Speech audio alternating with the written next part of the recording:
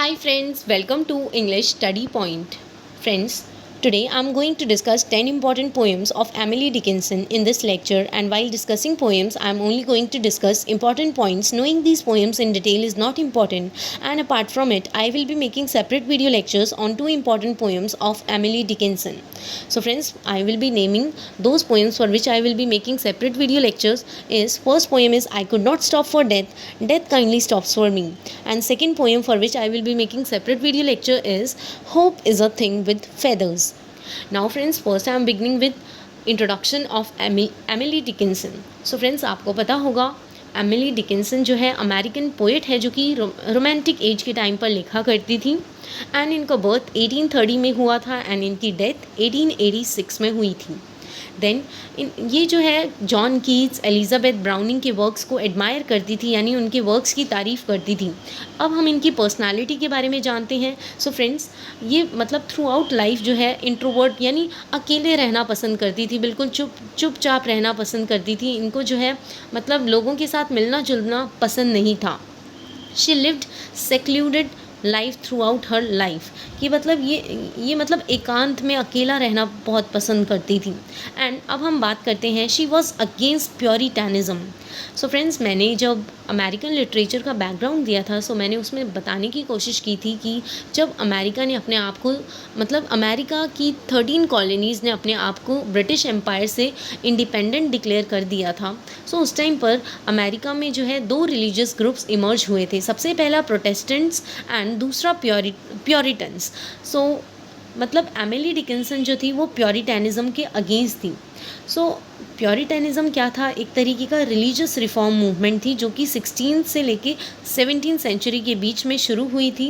And इसमें जो है मतलब आपने अगर चर्च ऑफ इंग्लैंड के बारे में सुना होगा. सो प्योरिटन्स लोग जो है मतलब चर्च ऑफ इंग्लैंड के अंदर जो है काफ़ी ज़्यादा जो है मतलब उसे प्योरीफाई करना चाहते थे, उनके अंदर जो है रिफॉर्मेशन लाना चाहते थे. सो जब उनकी बात मानी नहीं गई तो उन्होंने जो है एक अपना सेपरेट सेक्ट बना लिया था एंड वो जो है मतलब प्योरिटन्स बन गए थे. एंड साथ ही साथ जो है प्योरिटनिज़म में जो है ये मतलब लोग एक्सट्रीमिटी में जो है मोरल और रिलीजियस बिलीव्स पर जो है ज़्यादा विश्वास करते हैं. एंड इनका जो है मतलब ये इस चीज़ पर मतलब प्योरिटनिज़म को मानने वाले लोग जो है इस चीज़ पर एम्फेसाइज करते हैं कि चर्च ऑफ इंग्लैंड के अंदर जो है काफ़ी ज़्यादा और भी उसे रिफॉर्म किया जाना चाहिए, उसे अच्छे ढंग से प्योरीफाई करना चाहिए. जब मतलब प्योरिटन्स लोगों की ये बात नहीं मानी गई तो उन्होंने जो है मतलब प्रोटेस्टेंट्स से अलग होकर जो है अपना एक सेक्ट फॉर्म किया था, उसे जो है प्योरिटनिज़म नाम दिया गया. और ये एक तरीके की मूवमेंट थी जो कि प्योरिटन्स ने स्टार्ट की थी. देन फ्रेंड्स, सो एमिली डिकिंसन जो थी वो प्योरिटनिज़म के अगेंस्ट थी. देन अब हम इनकी रेपुटेशन के बारे में बात करें तो she was a reclusive American poet. So reclusive का मतलब होता है कि जो मतलब दूसरे लोगों की कंपनी में रहना नहीं पसंद करता. The one who avoids the company of other people, like they prefer to live in solitary. So that is the kind of person she is. So in that sense she was a reclusive American poet. Now friends, ये question हमेशा पूछा जाता है कि she was called nun of Amherst. So friends, Emily Dickinson को nun of Amherst बोला जाता था. फ्रेंड्स, प्लीज़ रिमेंबर दिस कि इन्हें नन ऑफ एमेरेस्ट बोला जाता था. Then according to her sister Lavinia, Dickinson poem reflect her loftiness. कि इनकी सिस्टर लेबिनिया के अकॉर्डिंग डिकिंसन की पोएम्स में हम देखते हैं कि इनकी पोएम्स में जो है लॉफ्टीनेस जो है रिफ्लेक्ट करती है. सो लॉफ्टीनेस का मतलब क्या होता है कि ग्रेट हाइट्स पर पहुंचना, that is called as loftiness. Speakers of her poems generally live in a state of want. कि जो इनकी पोएम्स में स्पीकर्स होते हैं वो कुछ ना कुछ जो है डिज़ायर रखते हैं, कुछ ना कुछ जो है मतलब उनको जो मतलब डिमांड करते हैं, डिज़ायर रखते हैं, कुछ ना कुछ होप होती है इनके मतलब पोएम्स के अंदर जो स्पीकर होते हैं उनकी. Then complete works of Emily Dickinson published by a scholar Thomas H Johnson. So friends, please इनका नाम भी ध्यान रखना कि जो इनके कंप्लीट वर्क्स थे, एमिली डिकिंसन के कंप्लीट वर्क्स को जो है स्कॉलर द्वारा पब्लिश किया गया. एंड इनके स्कॉलर का नाम था मतलब उन स्कॉलर का नाम था थॉमस एच जॉनसन। एंड इन्होंने जो है सारी एमिली डिकिंसन की पोएम्स को जो है पोएम्स ऑफ एमिली डिकिंसन के नाम से जो है पब्लिश की थी। सो फ्रेंड्स प्लीज़ ध्यान रखना कि इनकी पोएम्स जो है पोस्ट ह्यूमसली यानी इनकी डेथ होने के बाद जो है एक स्कॉलर द्वारा पब्लिश की गई थी एंड उन स्कॉलर का नाम है Thomas H Johnson. Then she was unrecognised her life time, कि कहने का मतलब है कि उन्हें जो है इतना रिकॉग्निशन नहीं मिला, क्योंकि सबसे मतलब पहला कारण ये था कि she is reclusive, she was reclusive and she avoids the company of other people. She loves to live being in a solitary state. So she was unrecognized throughout her lifetime. Posthumously, people got to know about her unusual use of forms and syntax. So friends मैंने अभी बताया कि इनकी poems जो है एक scholar द्वारा publish की गई थी। सो पोस्ट्यूमसली यानी इनकी डेथ के बाद जो है लोग जो है जानने लगे इनकी पोएम्स की ये अपनी पोएम्स में जो है किस तरीके के फॉर्म्स को यूज़ किया करती थी एंड सिंटेक्स को यूज़ किया करती थी। सो सिंटेक्स आपको पता होगा, सेंटेंस के फॉर्मेशन को जो है सिंटेक्स बोला जाता है, कि हम जो है किसी पोएम्स के अंदर किस तरीके के मतलब हमारा वर्ड अरेंजमेंट उस पोएम में किस तरीके का है, सो उसके स्ट्रक्चर को जो है सिंटेक्स बोला जाता है।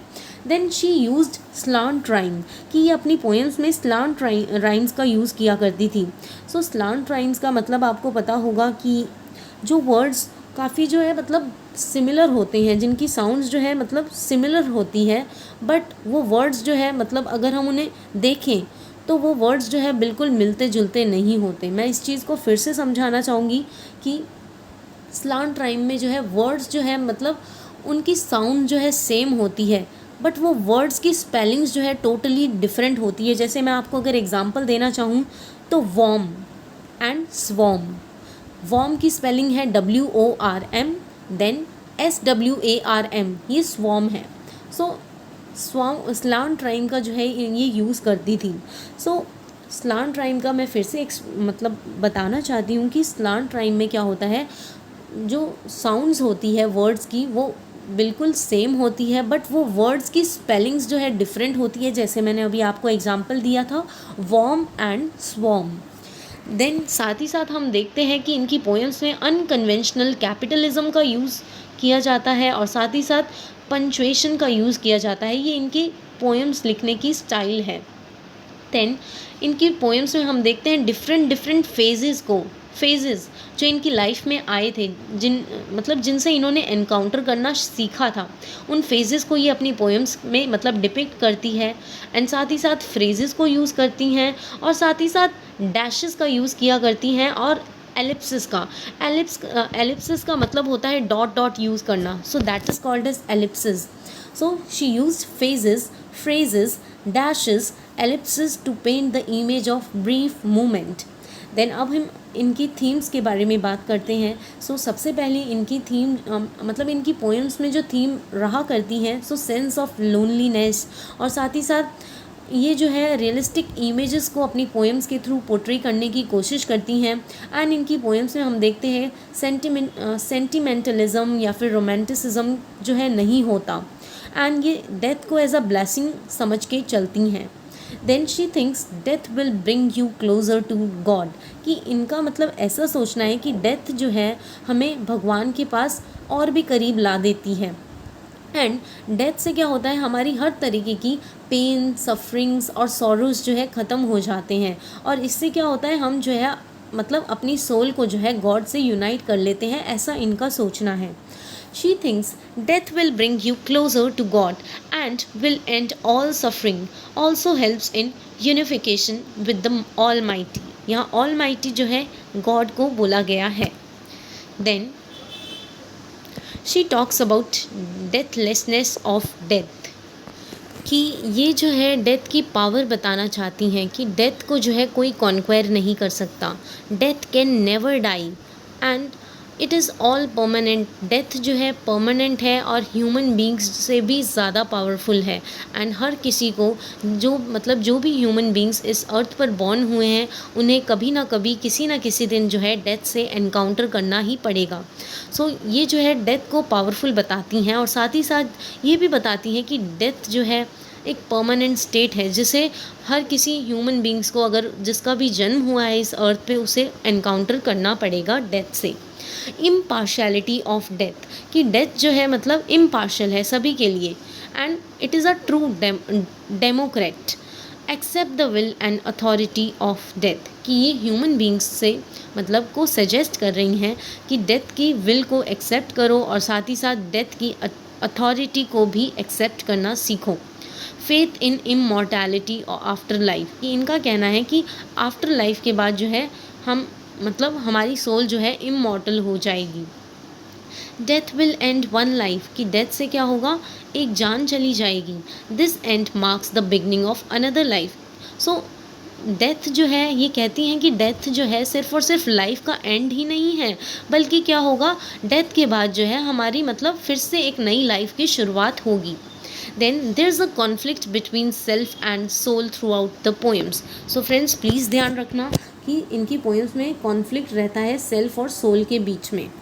Then her use of dashes symbolize that she is suggesting something, कि अगर आपने लॉरेंस स्टर्न की त्रिस्तम शैंडी को अगर पढ़ा है, सो वो भी जो है अपने मतलब नॉवेल्स में डैशेस वगैरह का बहुत यूज़ किया करते थे। ठीक उसी तरह जो है एमिली डिकिंसन भी जो है अपनी पोएम्स में डैशेस का यूज़ करती हैं, जिनके थ्रू, डैशेस का यूज़ करने के थ्रू वो ये समझाना चाहती हैं कि मतलब कुछ समझाने की कोशिश कर रही हैं जो कि ये मतलब रीडर्स को कन्वे नहीं कर पा रही हैं। Her use of dashes symbolize that she is suggesting something, suggestion of forward and backward movement, कि हम देखते हैं कि मतलब इनकी पोएम्स में जो है कभी ना कभी ये मतलब मतलब फॉरवर्ड बातों की चीज़ों को भी जो है डिस्क्राइब करती हैं, एंड कभी कभी जो है मतलब फॉरवर्ड बातें करते करते जो है ये वापस जो है बैकवर्ड चली जाती हैं। सो हम देखते हैं कि इनकी पोएम्स में फॉरवर्ड एंड बैकवर्ड मूवमेंट, जिसे हम स्ट्रीम ऑफ कॉन्शियसनेस के हिसाब मतलब से भी एसोसिएट करते हैं। So there is forward and backward movement in her poetry. Dashes are ambiguous, so जिन डैशेस का ये यूज़ करती हैं ये बहुत एम्बिगस होते हैं, बहुत कन्फ्यूजिंग होते हैं। So it does not signify unambiguousness, कि इनके जो यूज़ किए गए डैशेस होते हैं बहुत कन्फ्यूजन क्रिएट हो जाती है कि मतलब ये क्या सिम्बॉलीफाई करने की कोशिश कर रही हैं। There was a epitaph on her tombstone that Emily Dickinson composed herself. Friends ये बहुत इंपॉर्टेंट क्वेश्चन है, प्लीज़ रिमेंबर दिस, कि इन्होंने जो है अपना एपिटफ आप समझते हो कि मतलब जो मतलब लोग जब मर जाते हैं तो उन्हीं के मतलब याद में जो है मेमोरेबल लाइंस जो होती है उनको मतलब उनके टूम्बस्टोन पर मतलब उन्हें ग्रेवयार्ड में जब वो चले जाते हैं, जब उनकी डेथ हो जाती है, सो उनकी ग्रेव पर जो है एपिटफ लिखा जाता है, जो कि मतलब लाइंस होती है, मेमोरेबल लाइंस, जिन्हें वो खुद भी लिख सकते हैं या फिर जो मतलब उनके नियर या फिर डियर वंस होते हैं वो उनकी याद में जो है उनके लिए लिखते हैं। So there was a epitaph on her टूम्बस्टोन, कि इनकी जो टूम्बस्टोन है उस पर एपिटफ लिखा गया है जो कि इन्हीं के द्वारा लिखा गया था। Compose her self which reads called black. So friends ये ध्यान रखना, ये यूजीसी में भी पूछा जाता है। देन अब हम बात करते हैं इनकी पोएम नंबर 1 के बारे में। सो फ्रेंड्स मैं इस पर सेपरेट वीडियो लेक्चर बनाऊंगी, एंड इनकी पोएम नंबर 1 का नाम है, एंड फ्रेंड्स मैंने डेट्स को मेंशन नहीं किया है क्योंकि फ्रेंड्स डेट्स बहुत सारा मतलब आपको पता होगा यूजीसी नेट का सिलेबस बहुत वास्ट है, सो सारी डेट्स याद करना is not everyone's cup of T. So friends इसलिए मैंने जो है डेट्स नहीं लिखे हैं। सो सबसे पहली पोएम का नाम है because I could not stop for death, death kindly stops for me.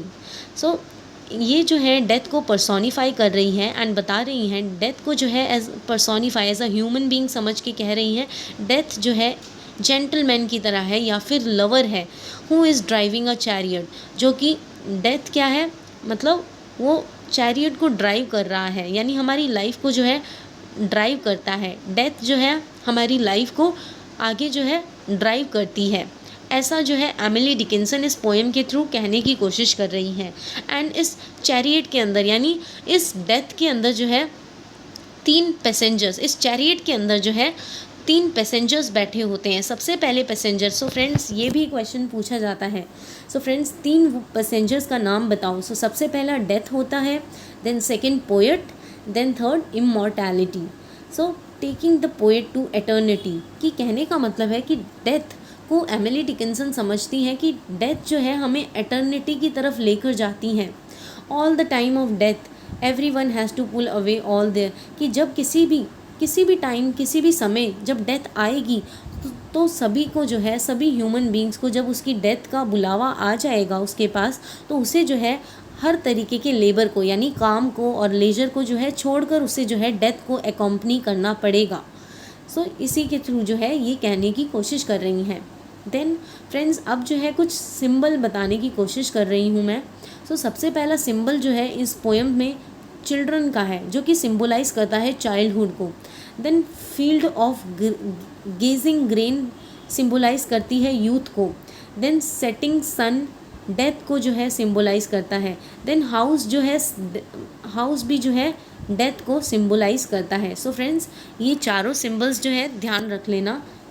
Children for childhood, field of gazing grain for youth, setting sun for death या फिर old age, then house for death.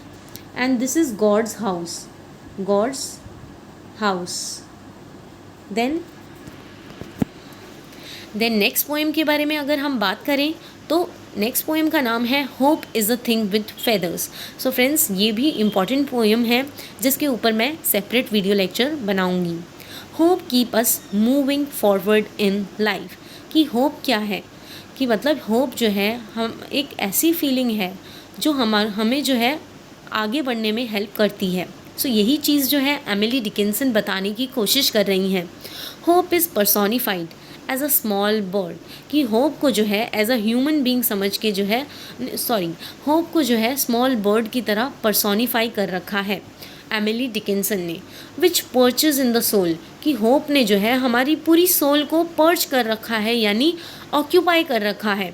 It keeps on singing, कि मतलब hope जो है हमारी soul में रहकर क्या करती है, बार बार जो है हमें मतलब कहती है कि लाइफ में जो है आगे बढ़ो। इट नेवर स्टॉप्स, और ये जो होप होती है हमारे सोल के अंदर, ये हमें जो है कभी रुकने नहीं देती। एंड हमें जो है हमेशा ये कहती है कि लाइफ के हर एक सिचुएशंस, हर एक हॉस्टाइल सर्कमस्टांसेस को फेस करो। Even when so many adverse situations are there, there is a small little bird, कि कहने का मतलब है कि हमारी लाइफ में कितनी भी बड़ी कैलेमिटीज़ आ जाए या फिर हैवॉक आ जाए, तो ये there is a small bird। So small bird जो है यहाँ पर होप से एसोसिएटेड है। सो कहा जाता है कि कितनी भी लाइफ में एडवर्स सिचुएशंस आ जाए, हमेशा जो है होप हमारी सोल में कहीं ना कहीं एग्जिस्ट करती है, जो कि हमें गाइड करती है आगे बढ़ने के लिए। Which keeps on telling us that please don't lose hope, कि होप ही जो है हमारी सोल को बताती है कि प्लीज़ होप मतलब करना मत छोड़ो।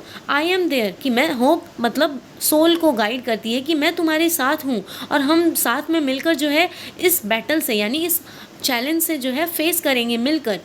Songs are beautiful without words. So Emily Dickinson कहती हैं कि बिना वर्ड्स के सॉन्ग्स जो है और भी ब्यूटीफुल होते हैं।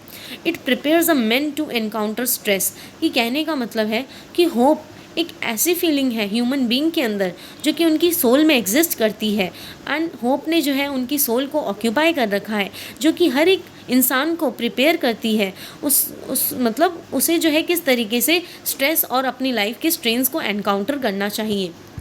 Only a violent storm can silent the little bird, कि अब एमिली डिकिंसन बताती हैं कि होप को जो है हर कोई नहीं, मतलब हमारी माइंड से जो है होप को, मतलब हमारी सोल को जो है होप हमारी जो होप होती है उससे हमारी सोल जो है कभी भी जो है डिस्टर्ब नहीं हो सकती। हाँ, हमारी सोल से जो है इस होप को कोई भी नहीं निकाल सकता। Songs are beautiful, only a violent storm can silent the little bird, कि कहने का मतलब है एमिली डिकिंसन बताती हैं कि सिर्फ़ और सिर्फ जो हमारी लाइफ में बहुत ज़्यादा जो स्टॉर्म आ जाती है, बहुत ज़्यादा ग्रेट हैवॉक आ जाता है, सो सिर्फ उसी से जो है मतलब ये होप जो है साइलेंट हो जाती है। और बताती हैं कि और कोई रीज़न नहीं है, हमेशा जो है हमारी सोल में जो है होप एग्जिस्ट करती रहती है। एंड होप को जो है हमारी सोल से कोई भी सेपरेट नहीं कर सकता, इतनी ज़्यादा पावरफुल होती है। सिर्फ और सिर्फ जो है हमारी लाइफ में आई हुई ग्रेट कैलेमिटी या फिर आप कह सकते हो ग्रेट हैवॉक, वही जो है इस लिटिल बर्ड जो कि होप है उसे साइलेंट कर सकता है। Hope use to comfort hurt, yes, hope जो है हमारे हर्ट को कम्फर्ट फील करवाता है एंड साथ ही साथ जो है हमें वार्मथ प्रोवाइड करता है कि हमें जो है अपनी लाइफ की जर्नी को किस तरीके से फिर से कंटिन्यू करना है अगर हम जो है एडवर्स सिचुएशंस में भी रह रहे हों तो। देन फ्रेंड्स, इसमें एक फ्रेज़ है chillest land and strange sea, जिसके बारे में भी क्वेश्चन पूछा जाता है।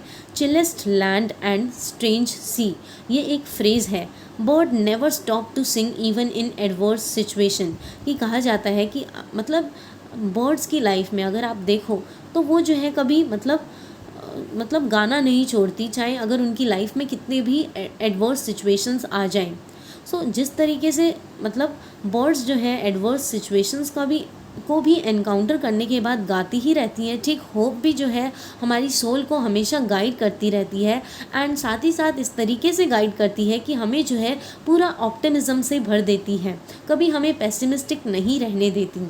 It keeps on motivating you to move higher, कि होप क्या करती है, हमें हमेशा मोटिवेट करती रहती है कि हमें जो है हायर पर्पस ऑफ लाइफ की तरफ बढ़ना चाहिए। It never ask for anything in return, कि हमारी होप जो है हमसे कुछ रिटर्न में बदले में नहीं मांगती है।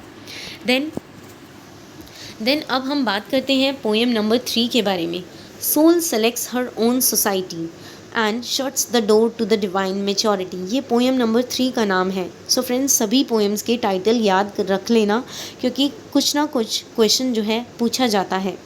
देन ये पोएम का नाम है soul selects her own society and shuts the door to the divine maturity, कि कहा जाता है कि अगर हम इस अर्थ पे बॉर्न होते हैं, सो फ्रेंड्स जिससे हमारी वाइब्स मैच करती है, सो इस अर्थ पे आकर जो है हम उन्हीं से जो है फ्रेंडशिप करना पसंद करते हैं, जो मतलब जिससे हमारी वाइब्स यानी हमारी फीलिंग्स मैच कर जाएं, जो हमें अंडरस्टैंड करे। सो उन्हीं से जो है हम जो है उन्हीं के कंपेनियन यानी फ्रेंड बनना पसंद करते हैं। सो इस सेंस में लिखा है soul selects her own society, soul have the right to choose the companion, कि हमारी जो सोल होती है उसमें ये मतलब हमारी सोल के अंदर ये कैपेसिटी होती है कि वो हमारे लिए जो है सही तरीके का कंपेनियन ढूंढ सके। Then there are people with whom our wavelength connects, कि बहुत सारे लोग जो है हमारी मतलब लाइफ की जर्नी में हम बहुत सारे लोगों से एनकाउंटर करते हैं। सो फिर फ्रेंड्स हम जो है हर किसी के फ्रेंड नहीं बन जाते, क्लोज़ फ्रेंड्स नहीं बन पाते हैं। सो सिर्फ उन्हीं के मतलब क्लोज़ फ्रेंड बन पाते हैं जिनसे हमारी वाइब्स मैच करती है, जिनसे हम मतलब हमारी फीलिंग्स और अंडरस्टैंडिंग मैच करती है। सो हम जो है उन्हीं के फ्रेंड बनना पसंद करते हैं एंड उन्हीं से जो है अपनी पर्सनल चीज़ों को शेयर करना पसंद करते हैं।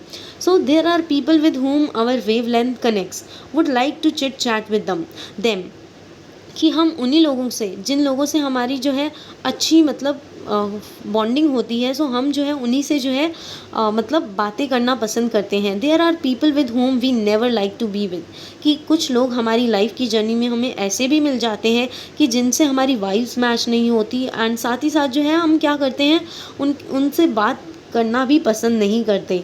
सो इसी के थ्रू, इस पोएम के थ्रू एमिली डिकिंसन हमें ये समझाना चाहती है कि हमारी सोल के अंदर ये कैपेसिटी होती है कि वो हमारे लिए जो है हमारे लिए सही कंपेनियन ढूंढ सके।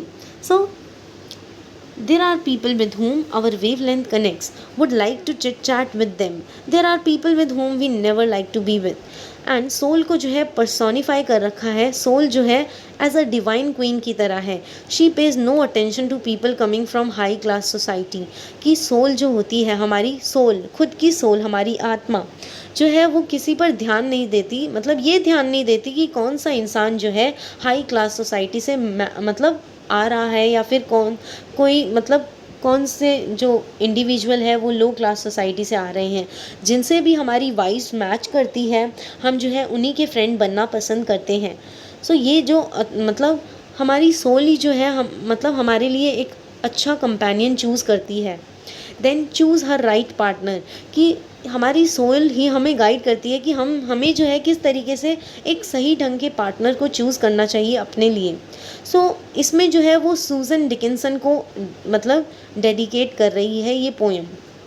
Is Emily's relative she interacted only with a few people, कि इस पोएम में जो है वो सूजन डिकिंसन का नाम ले रही हैं जो कि एमिली डिकिंसन के रिलेटिव थे, क्योंकि उन्होंने जो है मतलब एमिली डिकिंसन जो है, मैंने आपको लेक्चर की स्टार्टिंग में बताया कि वो सेक्लूजन में लाइफ को मतलब सेक्लूजन में रहना पसंद करती थी। सो वो जो है लोगों से कम इंटरेक्ट करना पसंद करती थी। सो इसी की वजह से वो बताती हैं कि मतलब हमारी सोल ही हमें गाइड करती है कि हमें जो है अपने लिए किस तरीके का जो है कंपेनियन ढूंढना चाहिए। देन पोएम नंबर 4 पे हम बात करते हैं। सो पोएम नंबर 4 के टाइटल का नाम है I tasted the liquor. Liquor यहाँ पे अल्कोहल है। I tasted the liquor never brewed, ये पोएम का नाम है, पूरा नाम। सो फ्रेंड्स, टाइटल सभी के याद रख लेना एंड साथ ही साथ इनके सेपरेट नोट्स बना लेना। सो यहाँ पर जो है एमिली डिकिंसन लिकर को यानी अल्कोहल को नेचर से कंपेयर कर रही हैं। Liquor is of rare quality, कि कहा जाता है कि ये जो लिकर होती है ये बहुत रेयर क्वालिटी होती है। It is no man made but it is of spiritual origin, कि ये जो लिकर होती है यानी नेचर जो होता है ये मैन मेड नहीं होता, ये स्पिरिचुअली ओरिजिनेटेड होता है एंड ये बहुत रेयर होता है, जिसे सेव किया जाता है पर्ल कंटेनर्स में। Liquor wine is superior to rhyme wine, की कहने का मतलब है कि ये जो नेचुरल वाइन होती है, लीकर को यहाँ पे नेचर से कंपेयर किया गया है। सो ये नेचुरल वाइन जो होती है वो मतलब रिदमिक वाइन से भी ज़्यादा सुपीरियर होती है, ऐसा एमिली डिकिंसन बता रही हैं। Consuming the air of the summers, कि कहा जाता है कि मतलब हम जो है समर के टाइम पर एयर को कंज्यूम करते हैं और फिर क्या होता है, हम जो है intoxicated by endless summer days, और साथ ही साथ having addictive impact on her life. ये कहा जाता है कि इस लीकर का जो है एमिली डिकिंसन पर एडिक्टिव इम्पैक्ट पड़ा एंड साथ ही साथ वो जो है कंपेयर कर रही हैं स्काई को मतलब टू मॉल्टन ब्लू यानी डिजॉल्विंग ब्लू से। एंड साथ ही साथ लीकर गिव्स स्पिरिचुअल प्लेजर, कि लीकर से जो है स्पिरिचुअल प्लेजर मिलता है और साथ ही साथ wants to continue to drink liquor. So Emily Dickinson जो है इस मतलब लीकर को ड्रिंक करना मतलब कंटिन्यूली जो है इस लीकर को कंटिन्यूली ड्रिंक करना चाहती हैं, क्योंकि इनसे जो इस लीकर से जो है उन्हें स्पिरिचुअल प्लेजर जो है मिलता है। Spiritual drunkard woman leaning against the sun, कि ये जो लाइन जो है ये वो अपने बारे में कह रही हैं कि she is a spiritual drunkard woman, Emily Dickinson is a spiritual drunkard woman leaning against the sun, कि यहाँ पर वो सजेस्ट कर रही हैं कि सेंट्स जो है उन्हें जो है हेवन से देख रही हैं। देन अब हम बात करते हैं पोएम नंबर 5 के बारे में एंड इस पोएम का नाम है she died for beauty but was scarcely adjusted in the tomb. She died for beauty but was scarcely adjusted in the tomb, यानी person who has died for beauty, कि इसमें वो बता रही हैं कि जो लोग सुंदरता के लिए मरे हैं। Then person who died for the sake of truth, कि जो इंसान जो इंडिविजुअल सच के लिए मरा है यानी सच को मतलब सच के लिए जिसकी डेथ हुई है, that person's body laid next to her tomb, कि उसी इंसान की जो इंसान मतलब सच को डिस्कवर कर ढूंढते ढूंढते जिसकी डेथ हुई है, ऐसे इंसान को जो है उसकी टॉम के पास जो है बरी करना चाहिए, ऐसा एमिली डिकिंसन कह रही हैं। टॉक्ड लाइक किन्समैन, कि इस पोएम में वो एमिली डिकिंसन जो है किन्समैन की तरह बात कर रही हैं एंड किन्समैन जो है जो लोग आर्मी से बिलोंग करते हैं उन्हें किन्समैन बोला जाता है, people from the king's army. Then moss reach their lips it covered up their names, कि जैसे इंसान जो है डेथ के बाद स्काई पर यानी जैसे ही इंसान जो है ऊपर चला जाता है, जब उसकी डेथ हो जाती है, सो उसी के साथ जो है उसका नाम जो है हमेशा हमेशा के लिए कवर हो जाता है। सो इसी सेंस में मॉस यहाँ पे जो है स्काई को एसोशिएट करता है, reach their lips it covered up their names. Then poem number 6 के बारे में अगर हम बात करें, सो उसका टाइटल है I felt a funeral, and ये जो फ्यूनरल जो है ये उनके माइंड का फ्यूनरल है, funeral for the death of her own mind. Then in this poem she talks about her mind is about to be buried, कि इनका इस पोएम को लिखने से वो ये सजेस्ट कर रही हैं कि उनके माइंड को भी जो है मतलब बरी कर दिया जाना चाहिए, क्योंकि अब जो है इनके माइंड में जो थॉट्स होते थे वो अब सारे ही वो थॉट्स जो है वो चले गए हैं। अब इनकी रीजनिंग करने की कैपेसिटी भी नहीं रही है। All the thoughts have gone, there is a strange silence going in the mind, कि अब इनके माइंड में सिर्फ और सिर्फ हर तरीके के थॉट्स चले गए हैं। अब सिर्फ और सिर्फ मतलब इनके माइंड को जो है साइलेंस ने सराउंड करके रख लिया है। अब इनका ब्रेन भी जो है डेड हो चुका है, वो वर्क नहीं कर रहा है, क्योंकि सारे हर तरीके के थॉट्स जो है इनके माइंड से चले गए हैं। देन अब हम पोएम नंबर 7 के बारे में बात करते हैं। एंड पोएम नंबर 7 के टाइटल का नाम है a bird came down the walk. Then bird came across the poet in a garden pathway, कि जब पोएट जो है गार्डन में थे तभी जो है उनके पास एक bird I. Bird did not notice that the poet has seen him, bird ने ये नहीं नोटिस किया था कि पोएट ने उन्हें देख लिया है। Each and every minute activity performed by bird, कि उस टाइम क्या हुआ, हर तरीके की एक्टिविटी को जो है बर्ड ने परफॉर्म किया। एंड इस पोएम में हम देखते हैं there is imagery of blood flying away, कि कहने का मतलब है कि हम देखते हैं कि इस पोएम में जो है ब्लड फ्लाइंग अवे की इमेजरी बनी हुई है। And she compares wings of the bird to oars, कि ये मतलब बर्ड के विंग्स को जो है ओर्स से कंपेयर कर रही हैं। ओर्स का मतलब है जो लोग शिप चलाते हैं, मतलब शिप नाव चलाते हैं, उन्हें ओर्स बोला जाता है। कि जिस तरीके से ओर्स यानी पानी में रहकर जो है शिप को रन करते हैं, सो उसी तरीके से जो बर्ड्स है वो स्काई में रहकर जो है फ्लाई करती हैं। सो इस सेंस में she compares wings of the bird to oars. Then open blue sky is like the ocean, कि ये बताती हैं कि ओपन ब्लू स्काई जो है वो ओशन की तरह है। स्विफ्टीनेस इन ईज ऑफ ओर्स, कि मतलब ये कहना चाहती है कि मतलब जो ओर्स होते हैं यानी जो नाव चलाने वाले होते हैं वो बहुत फास्ट तरीके से जो है नाव को चलाते हैं। Bird is rowing in the open, जिस तरीके से जो ओर्स होते हैं यानी जो पानी के अंदर रहकर नाव चलाते हैं तो उनकी क्वालिटी होती है कि वो जो है फास्ट जो है पानी में रहकर नाव को चलाते हैं। उसी तरीके से जो बर्ड्स होती है वो ओपन ब्लू स्काई में यानी खुले आसमान में जो है मतलब फ्लाई करती हैं और साथ ही साथ रोइंग करती है यानी चहकती हैं। देन पोएम नंबर 8 के टाइटल का नाम है आई हर्ड अ फ्लाई बस। आई हर्ड अ फ्लाई बस, ये पोएम नंबर 8 के टाइटल का नाम है। कि कहने का मतलब है कि उन्होंने किसी साउंड को सुना। Speaker who is already dead and speaker describing her experience of dying, कि मतलब इस पोएम के थ्रू वो बताती हैं कि वो जो है अपने आप को इमेजिन करती हैं कि उनकी जो है अब डेथ हो चुकी है एंड वो मतलब उनकी डेथ होने के बाद उनका क्या एक्सपीरियंस रहा उसको जो है इस पोएम में शेयर कर रही हैं। कि कहते हैं कि डेथ के बाद जो है मतलब पूरी शांति हो जाती है, जैसे ही किसी की रूम में डेथ होती है अकेले में, सो पूरी जगह जो है एकदम शांति हो जाती है और एकदम स्टिलनेस हो जाती है। और entering into the realm of death there is absolute calmness, कि जब कोई किसी की डेथ हो जाती है तो एक एनवायरनमेंट क्रिएट हो जाता है कामनेस का। She talks about last moment when a person is about to die. So इस पोएम में जो है वो सिर्फ और सिर्फ ये बताने की कोशिश कर रही है, डेथ के लास्ट मोमेंट के बारे में डिस्कस कर रही है जब इंसान जो है मरने वाला होता है। देन पोएम नंबर 9 के टाइटल का नाम है अ लाइट। यहाँ पे लाइट जो है गॉड को मतलब सिम्बोलाइज करती है। A light exist in spring. So she talks about that certain kind of light exist in early spring. ये कहा जाता है कि गॉड जो है कहीं ना कहीं इस मतलब वर्ल्ड में एग्जिस्ट करते हैं।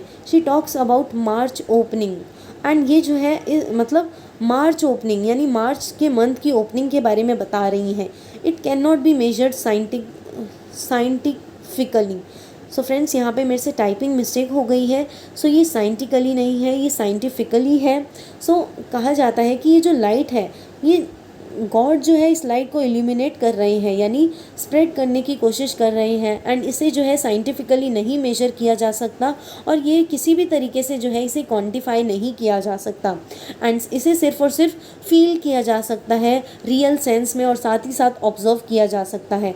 एंड ये जो लाइट है ये पूरी वर्ल्ड को जो है इल्यूमिनेट कर रही है, यानी रेडियंस प्रोवाइड यानी शाइन प्रोवाइड करने की कोशिश कर रही है। एंड ये लाइट जो है बहुत ज़्यादा पावरफुल है एंड ये जो लाइट है ये पूरे एंटायर वर्ल्ड को जो है लाइट प्रोवाइड कर रही है। और साथ ही साथ जो है सिर्फ लाइट पूरे वर्ल्ड को ही नहीं बल्कि उनकी रीडर की नॉलेज को भी इल्यूमिनेट करने की कोशिश कर रही है। सो इस पोएम के थ्रू एमिली डिकिंसन ये इन चीज़ों को मतलब रीडर्स के सामने पोर्ट्रे करना चाहती थी। देन अब हम पोएम नंबर 10 के बारे में बात करते हैं। सो पोएम नंबर 10 के टाइटल का नाम है tell all the truth but tell it slant, कि कहने का मतलब है कि अगर आपको सच बोलना है तो स्लांटिंग वे में, बड़े ही स्लांटिंग तरीके से यानी इनडायरेक्ट तरीके से या फिर ट्विस्टेड तरीके से जो है किसी सच को बोलना चाहिए। स्ट्रेट फॉरवर्ड बोलने से ये मना कर रही हैं। She in this poem recommending other people, कि इस पोएम के थ्रू ये रिकमेंड कर रही है कि अगर आपको सच बताना है सो इनडायरेक्ट तरीके से जो है उसे सच बताने की कोशिश करो। ट्विस्टेड तरीके से, बहुत घुमा फिरा के सच को बताओ, डायरेक्ट तरीके से मत बताओ।